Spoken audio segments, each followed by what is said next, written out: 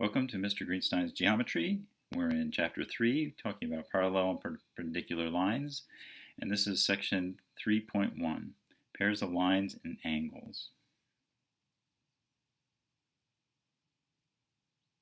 Parallel lines are coplanar lines that do not intersect.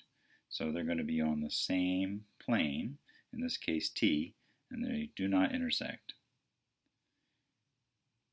Parallel planes are planes that do not intersect.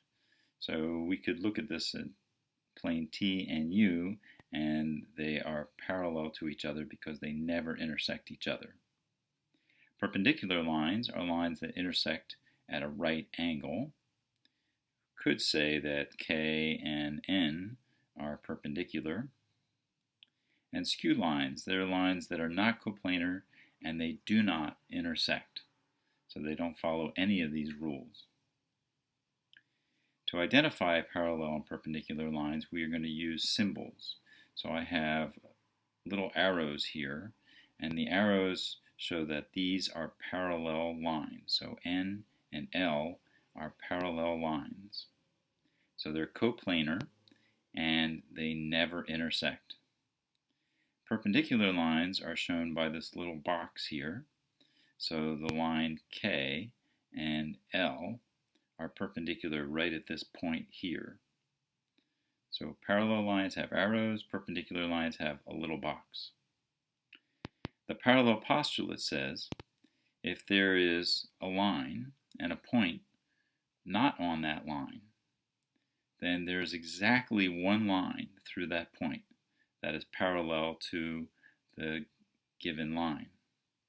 So I have this line L here, and I have a point P that's sitting off. There's exactly one line that goes through P that is also parallel with L, and that line has to be coplanar with L. There's also the perpendicular postulate. If there's a line and a point not on the line, there's exactly one line through the point perpendicular to that given line. So you can see here that we have this point P, and we have this line L, and there's one line that goes through point P that is perpendicular to L. And these are postulates. Remember, postulates are things that you cannot prove. They just are. A transversal is a line that intersects two or more coplanar lines. So if you have two lines that are in the same plane, then a line that intersects both of those is called a transversal. So let's take a look at this one. We have line H and K and the transversal T. Two coplanar lines, H and K, and then another line that goes through them. This third line also has to be on the same plane. So all three lines are coplanar.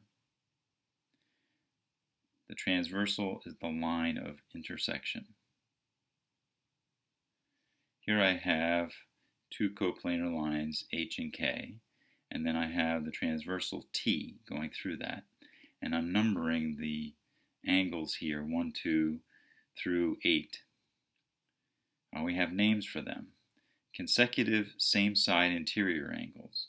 So if I look interior to the two lines, H and K, I have angles 3 and 5, and they're on the same side.